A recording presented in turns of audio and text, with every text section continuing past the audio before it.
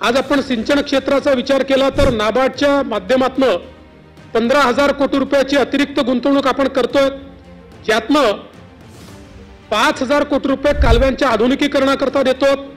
त्यातनं 4.28 लाख हेक्टर सिंचन क्षमता आपण पूर्ण करणार आहोत, 75 अपूर्ण सिंचन प्रकल्प पूर्ण करणार आहोत। ऊर्जा आणि हवामान बदल आणि कृषी या क्षेत्रामध्ये जवळपास 1.1 अब्ज डॉलरची गुंतवणूक ही आपण त्या ठिकाणी करतो। ते पुढे मी कुठे करतो हे देखील सांगणार आहे।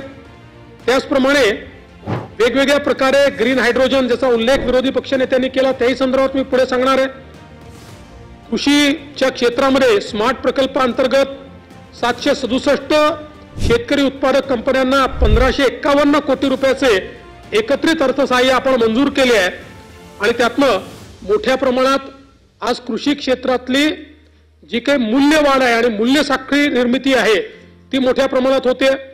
पोखरा 2 च्या अंतर्गत 700 मिलियन डॉलरची गुंतवणूक आपण या ठिकाणी करतोय, ज्याच्यामुळे जवळपास 7,000 गावांना सॅच्युरेशन पद्धतीने सर्व गोष्टी त्या ठिकाणी आपण उपलब्ध करून देतो।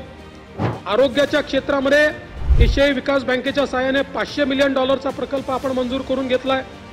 संस्थात्मक मजबूतीकरण या संदर्भात आपण अनेक कारवाया त्या ठिकाणी करतोय।